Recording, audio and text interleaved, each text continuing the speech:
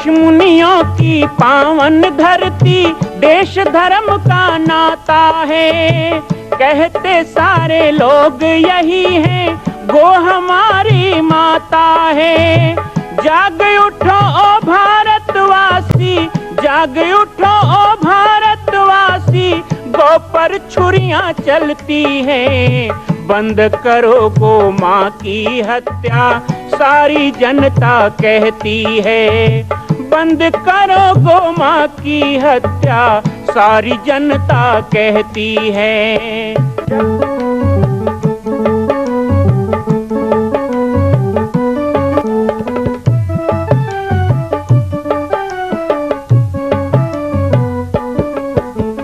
जगह जगह पर बूचड़ खाना, लाखों गौएं कटती हैं। किसे सुनाए व्यथा हमारी, नैना नीर बहाती हैं।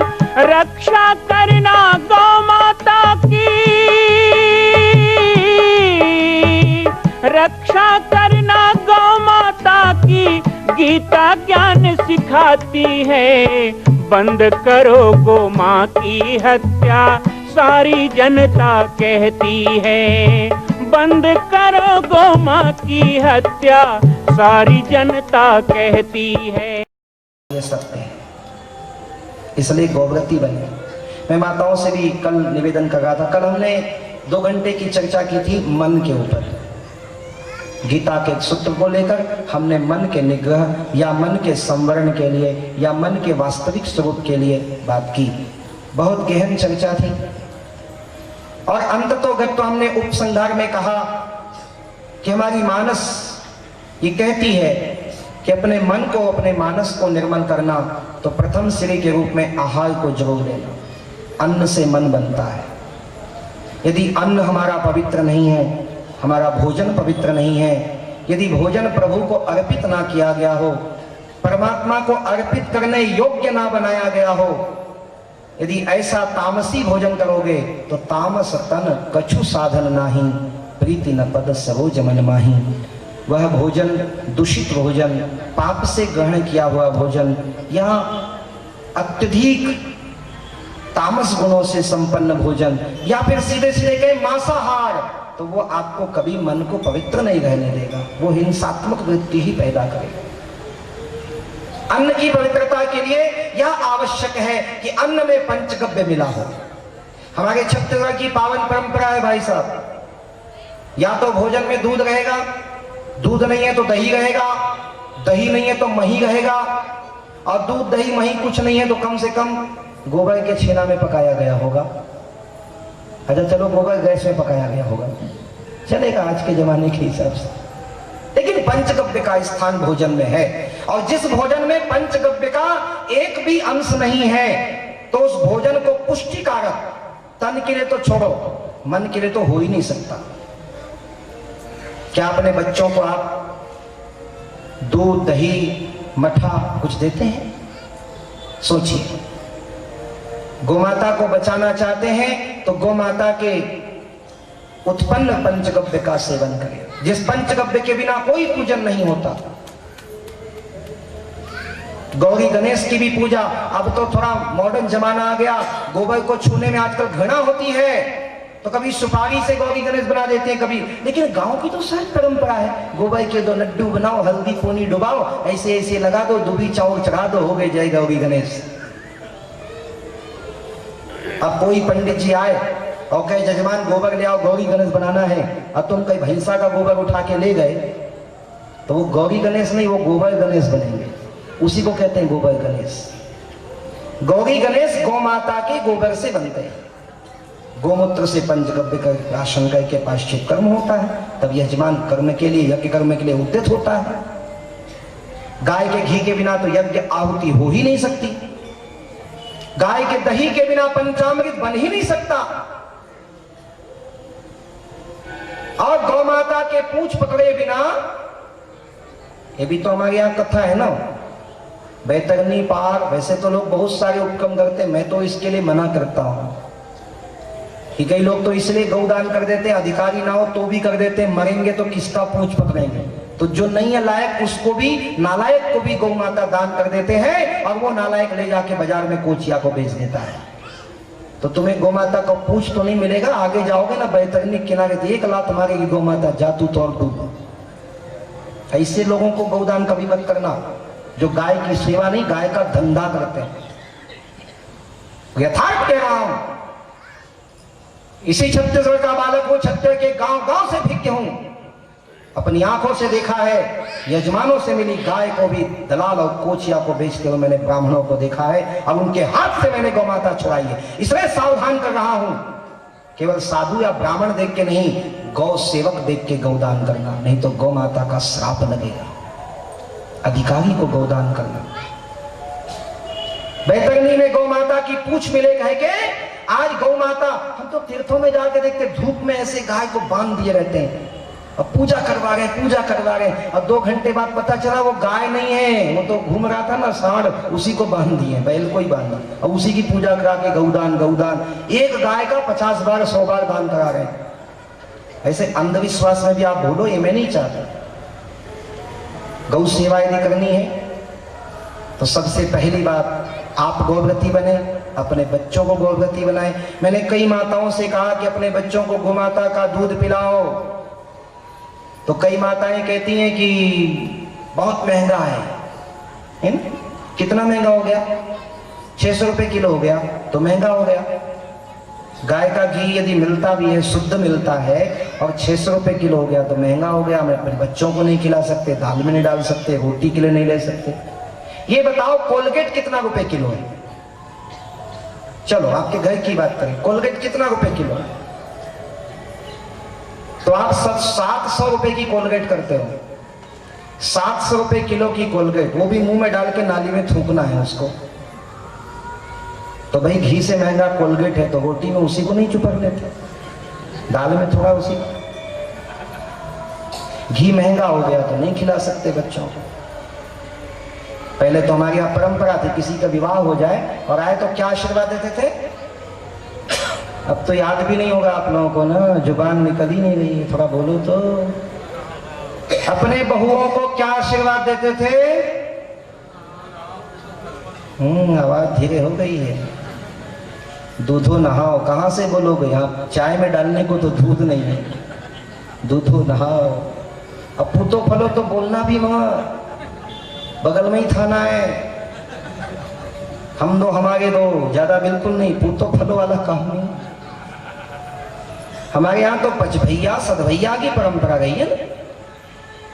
लेकिन गोमाता के दूध का, गोमाता के दही का एक शब्द है, तक्रो सक्र दुर्लभम। जो दही बिलोने के बाद बचता है ना माता, मठा, मही, छाछ, वो इंद्र को भी दुर्लभ है। ऐसी थोड़े फोकट में लिख दिए हैं। मानव तन बड़ा दुर्लभ, क्यों? क्योंकि देवताओं को वो चीज नहीं मिलता जो आपको मिला है। बड़े भाग मानुष तन पावा सुर दुर्लभ। देवताओं को दुर्लभ है गोमाता का छाछ। आज उसको छोड़ के पेप्सी पीते हैं, Coca Cola, Thums Up, Mirinda, 7 up. ये सब पीने से क्या मिलता है भाई? ताजगी मिलती है, शक्ति मिलती है। नहीं देखते हो कभी टेलीविजन? मैं तो कभी टीवी नहीं देखता, कभी पेपर नहीं पढ़ता। 2 बीमारी तो अपने में नहीं है। लेकिन आप लोग तो प्रतिदिन वाले हो ना, डेली डोज वाले हो। नहीं देख रहे हो क्या मिला के बनाते हैं पेप्सी?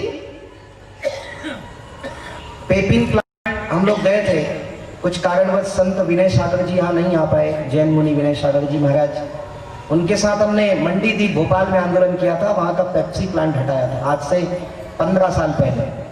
तो वहां पे 800 सुअर बरामद किए गए पेप्सी प्लांट में। बड़ा विवाद हुआ।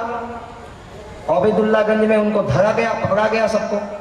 तो भाई सुअर का करते क्या हो? तो उनके बयान सुनो, टीवी वालों को बयान दिया, उसकी सीडी है हमारे पास, कि सुअर को एक इंजेक्शन लगता है 80-85 रुपए का उस समय था, 15 साल पहले।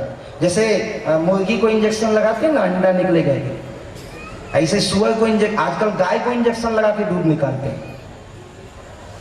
ऐसे ही वो सुअर को इंजेक्शन लगाओ, फिर वो फड़फड़ा के, जैसे मिर्गी का बीमारी होता है ना, वैसे फड़फड़ा के धरती में गिर जाए और उसके नाक से मुंह से खूब सारा झाग निकले, कफ निकले, और उसको इकट्ठा करते हैं और उसका सेंस निकालते हैं जिसको कहते हैं पेपिन, और उसके बिना पेप्सी नहीं बनता। कितनी बढ़िया चीज से बनती है पेप्सी है।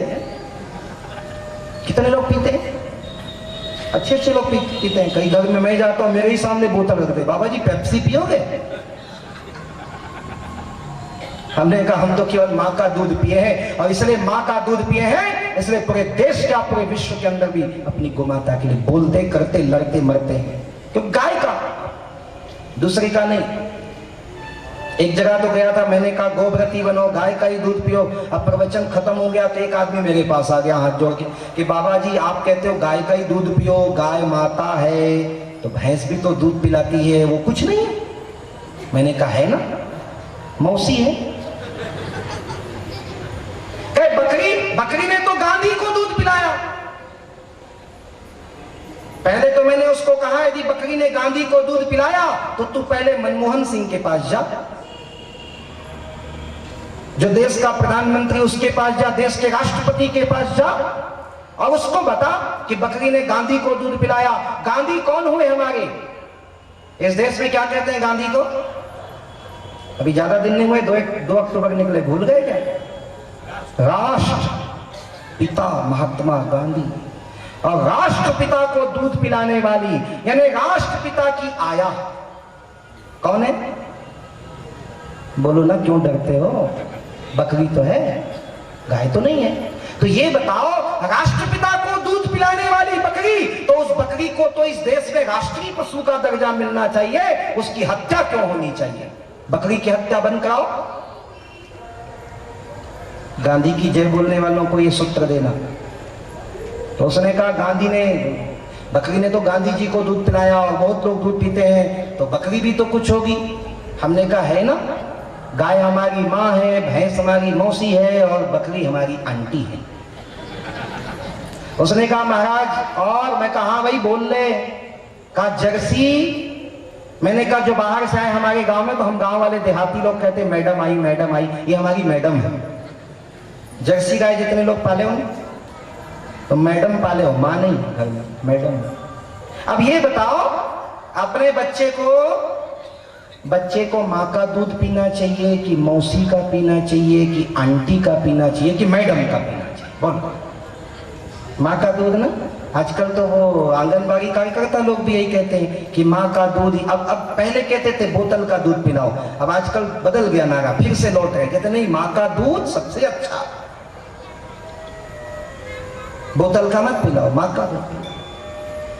तो यदि ऐसी बात है तो इसलिए मैंने उसको कहा कि तुम मुझे कहते हो गाय का ही दूध क्यों पीते हो? भाई देखो, हम माँ का ही दूध पीते हैं, हम मौसी या आंटी का दूध नहीं पीते। और जितने लोग यहाँ मौसी और आंटी का दूध पीने वाले बैठे हो, भगवान आपको बचाए। आइएगा, रामचरितमानस में एक बहुत सुंदर बात कही जिसके तरफ आपका ध्यान आकृष्ट करो। सर्वप्रथम दिवस हमने कहा था धर्म और अधर्म, इसकी संज्ञा को समझो। बहुत सारी ज्ञान की बातें हैं, लेकिन बहुत सारी ज्ञान की बातों नहीं, आपको बहुत सीधे सीधे ले चलो। 7 प्रश्न में प्रश्न आया, सबसे बड़ा दुख, सबसे बड़ा सुख, सबसे बड़ा पाप, सबसे बड़ा पुण्य। आप यहाँ दुख से बचने आए हो, सुख प्राप्त करने आए हो, आप यहाँ पाप से बचने आए हो, पुण्य लूटने आए हो, तो पाप पुण्य सुख दुख को समझो। और सबको याद होगा ये चौपाई, क्योंकि मैं ऐसी कोई चौपाई नहीं बोलता जो आपको याद ना हो। परहित सरिस धर्म नहीं भाई, परहित सरिस धर्म नहीं भाई। हम सब लोग जानते हैं सबसे बड़ा धर्म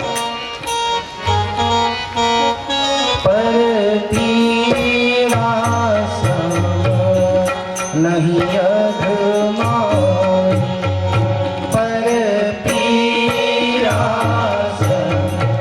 नहीं अधमाई।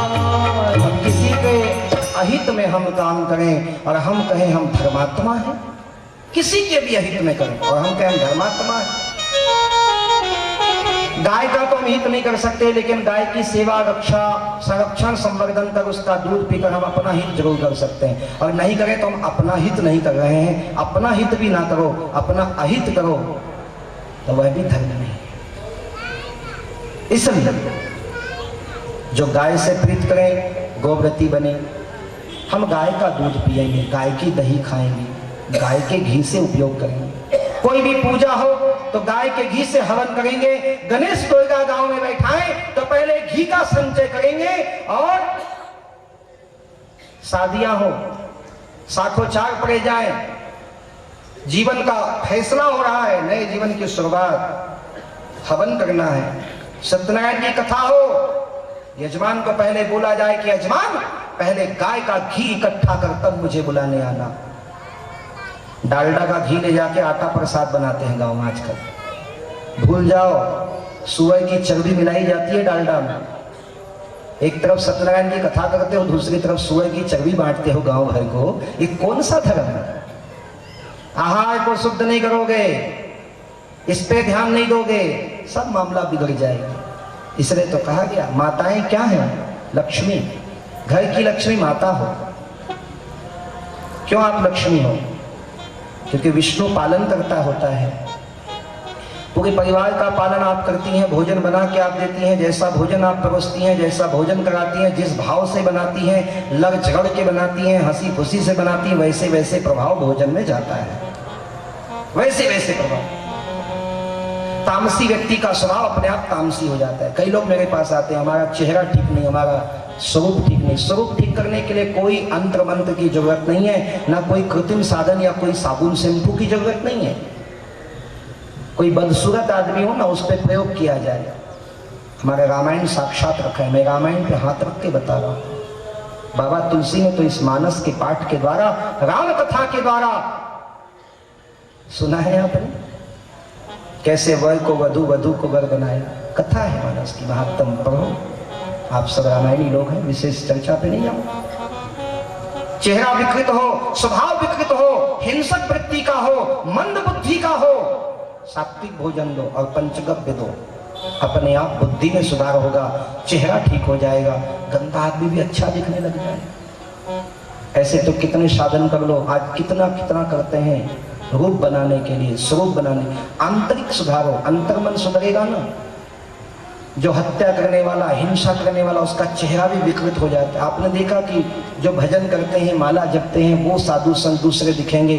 जो कपाली होते हैं, शमशान पे रहते हैं, वो ऐसे भयंकर दिखेंगे। अपने अपने रूप गुण के द्वारा अलग अलग कई के चेहरे से समझ में आ जाता है। हम बनाने चले कृत्रिम साधनों से तो नहीं बने, कितनों कर। एक काला एक गोरा, दोनों भगवान की तपस्या करने गए।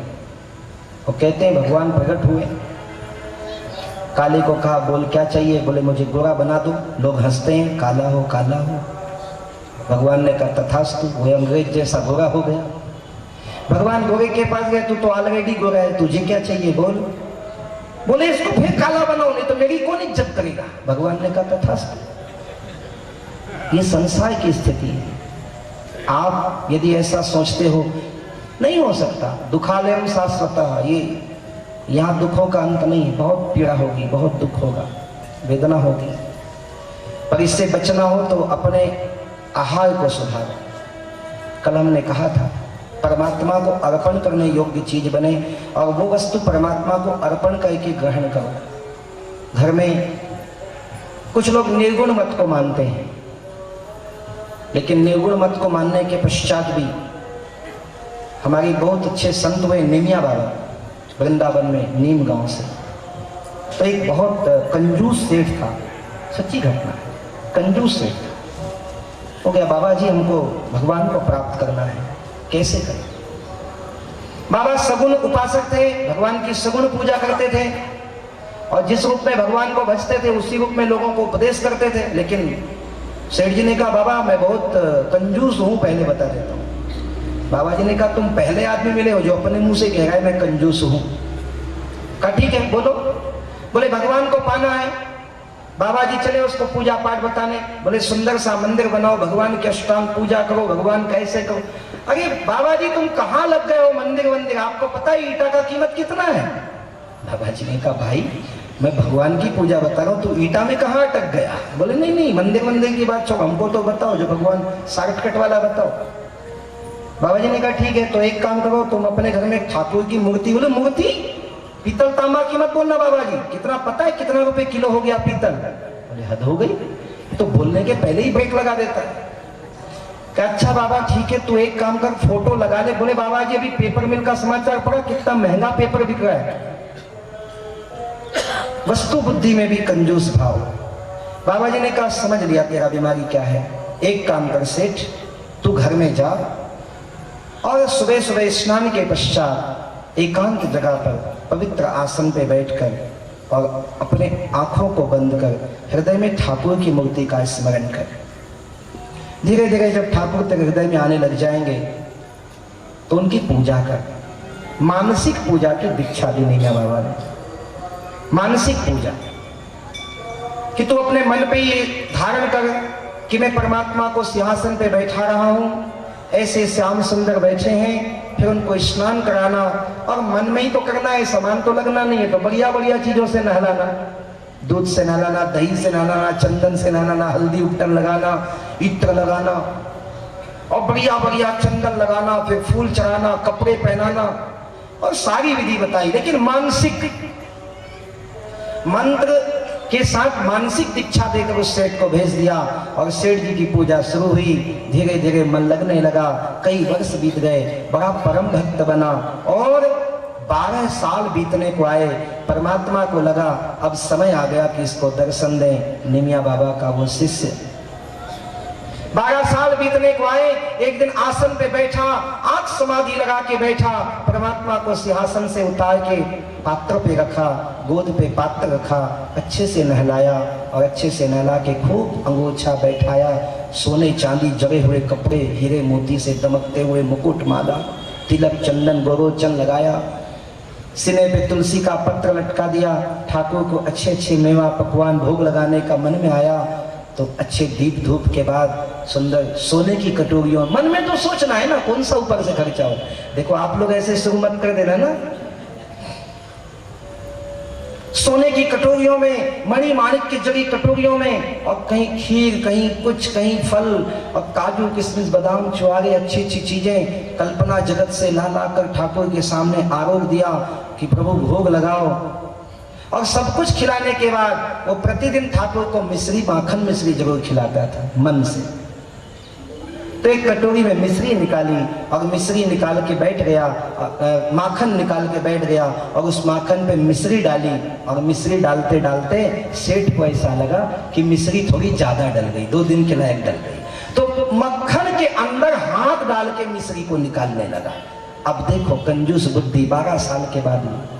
और जैसे ही माखन के अंदर 3 उंगली डाली और मिश्री को ऐसे निकालना चाहा, फट से किसी ने हाथ पकड़ लिया। अब तो अति हो गई। सेठ हड़बड़ा के आंख खोला तो सामने श्याम सुंदर साक्षात बैठे, हाथ पकड़े। 12 वर्ष की तपस्या सफल हो गई। उस समय गुरुदेव का स्मरण आया, धन्य गुरुदेव। जहां हम बहुत सारी सामग्री करके तपस्या करके नहीं पाए, ये तो भक्तों के बहुत सारे चरित्र हम संतों से सुनते हैं, लेकिन मैं ये बात केवल इसलिए कह रहा हूं यहाँ पर कि कुछ लोग निर्गुण और सगुण में उलझे रहते हैं, लेकिन उसके बाद भी सगुण रूप में परमात्मा की पूजा प्रत्येक घर में होनी चाहिए।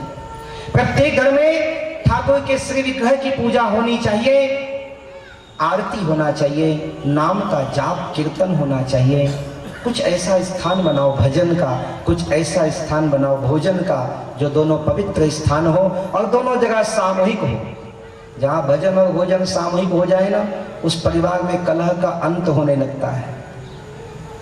हम लोग जब आरती गाते हैं ओम जय जगदीश हरे, तो यही तो कहते हैं, सुख संपत्ति घर आवे कष्ट मिटे तन का। ये हमारा सूत्र है, इन सूत्रों को कभी नहीं आता। एक दिन हम प्रतिदिन के दैनिक कर्म के व्यवहार के ऊपर जरूर चर्चा करेंगे। हमारे 16 संस्कार के ऊपर एक दिन मानस मंच पे चर्चा करेंगे, लेकिन आज विषय गौ माता का है, इसलिए इस विषय पे बोलूंगा कि ठाकुर की प्रतिमा, आहार की पवित्रता, पंचगव्य का प्राशन, तुलसी का सेवन अपने अपने घर पे हो। जिस तरह गंगा जल के स्पर्श मात्र से सब चीजें पवित्र। छत्तीसगढ़ के बालोद जिला में स्थित है पाटेश्वर धाम, जहां विश्व का अद्वितीय मां कौशल्या जन्मभूमि मंदिर निर्माण एवं 10,000 गायों के लिए श्री हनुमान नंदीशाला गौ अभ्यारण्य की स्थापना की जा रही है। श्री पाटेश्वर धाम के आध्यात्मिक, धार्मिक एवं नित्य नवीन जानकारियों से जुड़ने के लिए हमारे YouTube चैनल राम बालक दास को सब्सक्राइब करें एवं घंटी का बटन दबाएं। जय सिया राम, जय गौ माता, जय गोपाल।